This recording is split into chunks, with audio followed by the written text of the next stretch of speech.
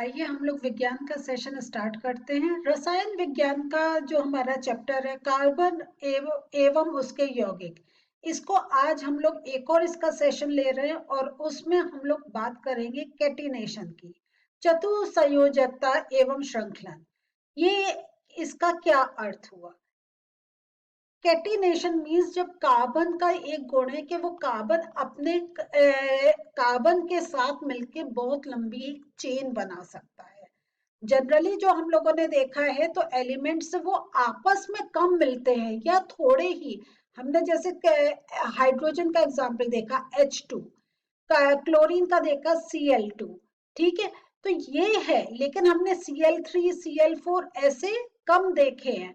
तो अब यही हम लोगों को जो कार्बन है इसका एक ये बहुत ही यूनिक गुण है और इसी गुण के बारे में आज हम लोग समझने जा रहे हैं।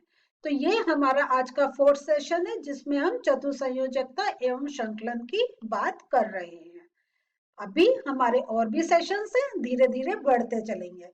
तो जो एक कार्बन की एक बहुमुखी प्रकृति है, means versatile nature of carbon की जब हम बात करते हैं तो उसमें उसकी दो स्पेशल एक कैरेक्टरिस्टिक आ जाती है जो किसी और एलिमेंट में हमें देखने को नहीं मिलती, और अगर मिलती है तो बहुत एक लिमिटेड में। कार्बन एक बड़ा यूनिक एक ऐसा एलिमेंट है जो एक तो टेट्रावैलेंसी दिखाता है, जो हम लोगों ने देखा कि उसके पास 4 इलेक्ट्रॉन्स रहते हैं जनरली।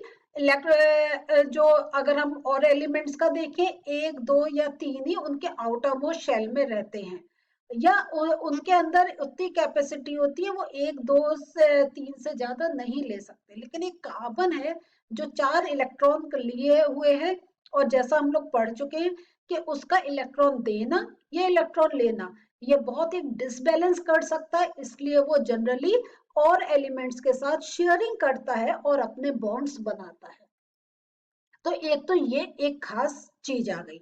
दूसरी जो आती है वो आती है कैटिनेशन, श्रृंखलन, और इसी के बारे में हम बात करने जा रहे हैं। टेट्रावैलेंसी तो हम लोगों ने इससे पहले वाले सेशन में समझी थी।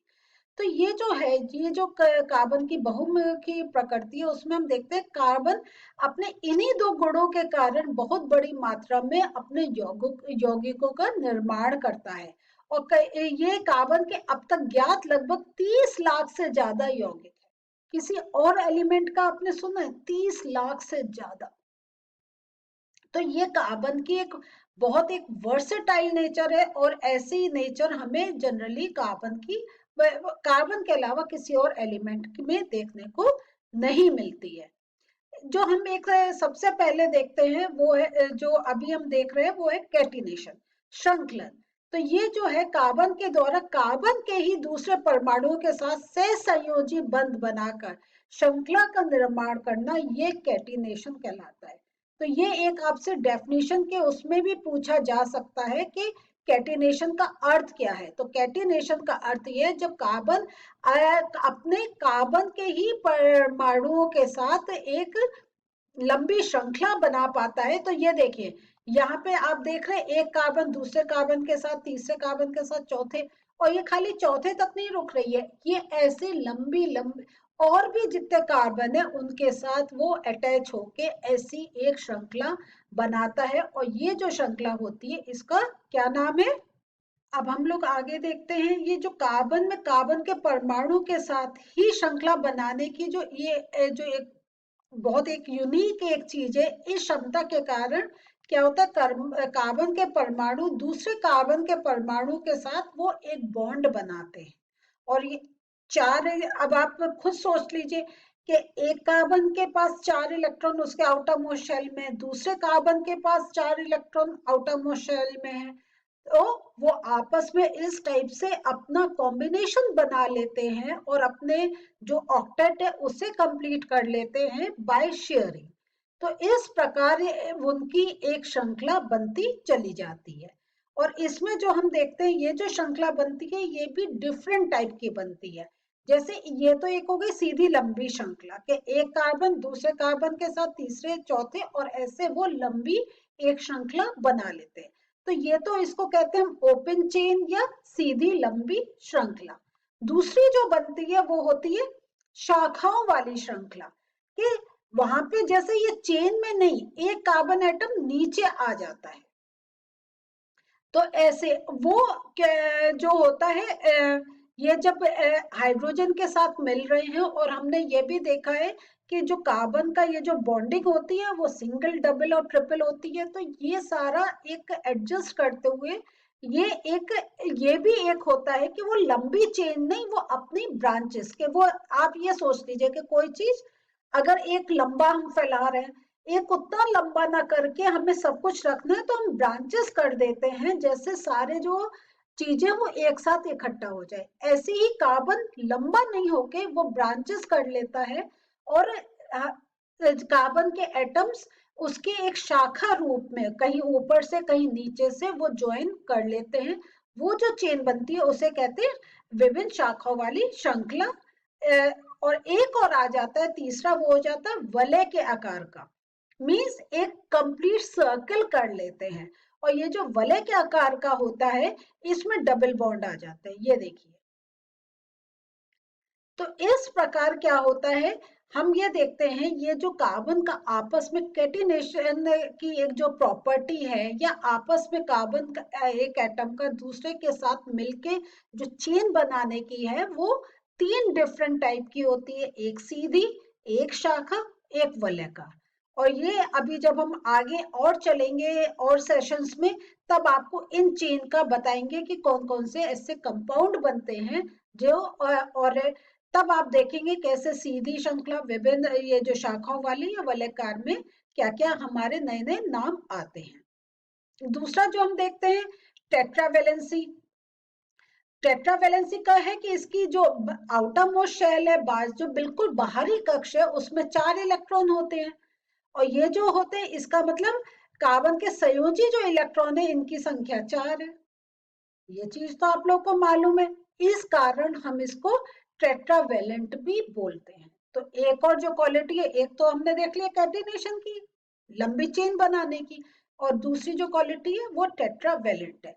और आप देखेंगे ये चीज बार बार आ रही है, क्योंकि ये एक बहुत इंपॉर्टेंट इसका क्वालिटी है, और इसी पर ही हमारा अगर कहीं पूरी एक ऑर्गेनिक केमिस्ट्री है, तो हम जो एक रसायन विज्ञान का केमिस्ट्री का जो चैप्टर ले रहे हैं, वो अगर हम और डीप केमिस्ट्री में जाए तो वो ऑर्गेनिक केमिस्ट्री आ गई है, जिसमें हम सिर्फ कार्बन के बारे में ही पढ़ते हैं, और उसके जो बॉन्ड्स कैसे बनते हैं इनके बारे में हम समझते हैं। ये जो 4 संयोजन क्षमता के कारण क्या होता है, कार्बन एक संयोजकता वाले 4 विभिन्न परमाणुओं के साथ, या 4 कार्बन के परमाणुओं के साथ वो एक क्या बनाता है, एक बंध बना लेता है, और एक यौगिक का निर्माण करता है। नेचुरल है, जब एक एलिमेंट दूसरे एलिमेंट के साथ जब आपस में मिलेगा तो क्या होगा, यौगिक बनेगा, एक कंपाउंड बनेगा। ठीक है, अकेला एलिमेंट कुछ नहीं कर पाता। ए का जब बी से होता है, तो अब आप देख ले जितने भी हम पढ़ते हैं, कार्बन डाइऑक्साइड सी और ऑक्सीजन का, कार्बन और ऑक्सीजन का, अमोनिया, नाइट्रोजन और हाइड्रोजन का, जल, हाइड्रोजन का, ऑक्सीजन का, हम एसिड्स के नाम लेते हैं HCl, तो हाइड्रोजन और क्लोरीन। तो ऐसे जब आपस में एक एलिमेंट दूसरे एलिमेंट के साथ मिलता है तो वो एक कंपाउंड बनाता है। तो अब जो कार्बन कैसे हो रहा है, वो या तो और एलिमेंट के साथ मिलके वो एक यौगिक का निर्माण करता है। कार्बन के यौगिक क्या होते हैं, ये काफी स्थायी तथा अपेक्षाकृत काफी कम क्रियाशील होते हैं। तो स्थायी मतलब जहां जब ऑक्टेट कंप्लीट हो जाता है तो क्या होता है, जो एलिमेंट्स होते हैं उनका रिएक्शन नहीं होता, क्योंकि रिएक्शन हो रहा है वो तभी हो रहा है जब उनके पास या तो इलेक्ट्रॉन्स ऐसे हैं जो वो देकर अपना ऑक्टेट कंप्लीट कर पाते हैं, या वो लेकर वो कुछ जो अगर एक या दो इलेक्ट्रॉन की कमी है उनके आउटर मोस्ट शेल में, तो वो लेकर अपने ऑक्टेट को कंप्लीट करते हैं। कार्बन जब का ऑक्टेट कंप्लीट हो जाता है तो क्या होगा, नेचुरल है, उसका कोई अब फर्दर रिएक्शन नहीं होगा क्योंकि ऑक्टेट कंप्लीट हो गया। इसलिए वो काफी एक स्थायी यौगिक बनाते हैं। और जब स्थायी है इसका मतलब जब ऑक्टेट कंप्लीट हो गया तो उनकी क्रियाशीलता भी डिक्रीज हो जाएगी। ये बहुत अच्छा रिलेशन है। कभी भी आपसे कोई भी ऐसा प्रश्न है कि ये ज्यादा क्रियाशील क्यों है, ये कम क्रियाशील क्यों है, या जब इसका यौगिक बना तब ये कम क्रियाशील है, उसका सबसे बड़ा रीजन ये है क्योंकि उन्होंने अपना जो ऑक्टेट है, मीन्स आउटर मोस्ट शेल में जितने उनके इलेक्ट्रॉन्स होने चाहिए, जब वो पूरे हो जाते हैं तो वो वाला एलिमेंट कम क्रियाशील, अगर एलिमेंट क्या हम बोले, वो यौगिक ही कम क्रियाशील हो जाता है। तो ये एक बहुत जनरल कॉन्सेप्ट है केमिस्ट्री में। तो आज हम लोगों ने क्या पढ़ा, आज हम लोगों ने कार्बन के कैटिनेशन के एक प्रॉपर्टी देखी और देखा उसकी 3 टाइप की श्रृंखला बन सकती है। और उसके साथ हमने टेट्रावैलेंसी का बारे में पढ़ा। तो मेन अब जो हम अपने टॉपिक की तरफ है, हम लोगों ने समझ लिया कि कार्बन कैसे बॉन्ड बनाता है, सिंगल डबल ट्रिपल, और उसके साथ उसका कैटिनेशन की प्रॉपर्टी है। तो इसका मतलब है वो अपने इतने अच्छे ऐसे कंपाउंड्स बना लेता है जिससे वो उसमें एक क्रियाशीलता वो फिर उतनी नहीं रह पाती है, और इस प्रकार से जो यौगिक बनते हैं उसके बहुत ही एक कम क्रियाशील और बहुत ज्यादा स्थायी यौगिक वो बनाता है। तो ये हमारा सेशन अब यहाँ रोक रहे हैं, क्योंकि अगले सेशन में फिर एक और टॉपिक लेके हम आपसे फिर मिलेंगे। तो अगले सेशन के लिए तैयार हो जाइए, मिलते हैं, बाय।